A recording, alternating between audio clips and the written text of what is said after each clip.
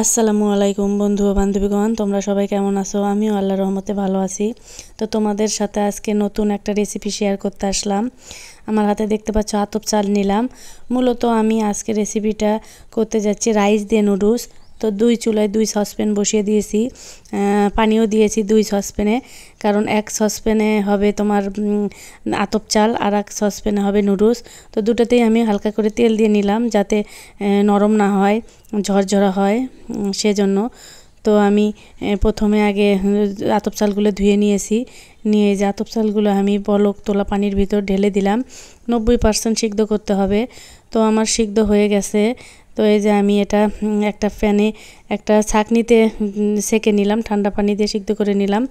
আর অপর দিকে নুডলসগুলো আমি গরম পানিতে ঢেলে দিব। 2 থেকে 3 মিনিট সিদ্ধ করতে হবে, কারণ তাছাড়া গলে যাবে। তো আমারও তো সিদ্ধ হয়ে গেল। তো যাই হোক, এটা আমি একটা ছাঁকনিতে ঢেলে নিলাম এবং ঠান্ডা পানি দিয়ে আমি এটাকে ধুয়ে নিলাম।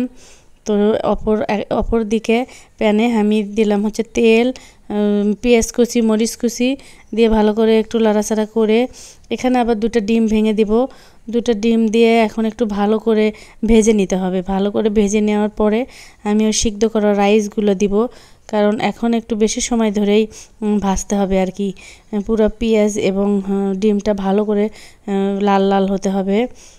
তো আমি এই যে সিদ্ধ করা রাইসগুলো দিলাম। আপনারা নুডলসের পরিমাণ অনুযায়ী রাইস দিবেন। তো আমিও দিয়ে দিলাম আর একটু দিয়ে নিলাম। তো এটা আবার ভালো করে ভাজতে হবে বেশ কিছুক্ষণ ধরে। তো ভাজা শেষ হয়ে গেলে, এই তো আমার ভাজা শেষ হয়ে আসছে। এখন আমি নুডলসটা দিয়ে নিব। তো নুডলসটা আমি ভালো করে পানি ঝরিয়ে নিয়েছি। এই যে আমি নুডলসটা দিয়ে নিলাম।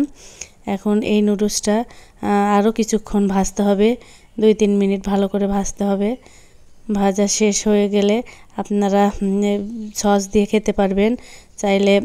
বিশেষ করে অন্যান্য নুডলসের সবজি আদারওয়াইজ জিনিসগুলো দেওয়া হয়। তো আমি এখানে সবজি কোনো কিছু অ্যাড করিনি, কারণ এটা রাইস দিয়ে যেহেতু নুডলস, শুধু নুডলস আর রাইস আর ডিমের সাথে সম্পর্ক।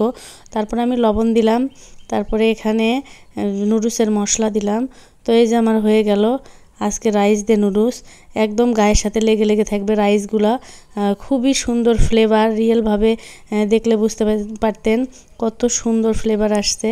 আর এত সুন্দর, এত মজা হয়েছে তা বলার মতো না। তো আমি একটু ট্রেতে উঠে নিলাম, একটু টেস্ট করি। আপনারা আপনাদের পছন্দ অনুযায়ী ঝাল লবণ দিয়ে নেবেন। যেহেতু আমার বাচ্চারা খুবই ঝাল কম খায়, সে কারণে আমি একটু ঝাল কমই দিয়েছি। তো আমি এই যে দেখেন সম্পূর্ণ লেগে আছে গায়ের সাথে নুডলসের রাইসগুলা। যেহেতু আমার ক্যামেরাতে তো ভালো আসে না, তোমাদের সাথে শেয়ার করলাম বন্ধুরা। আল্লাহ হাফেজ।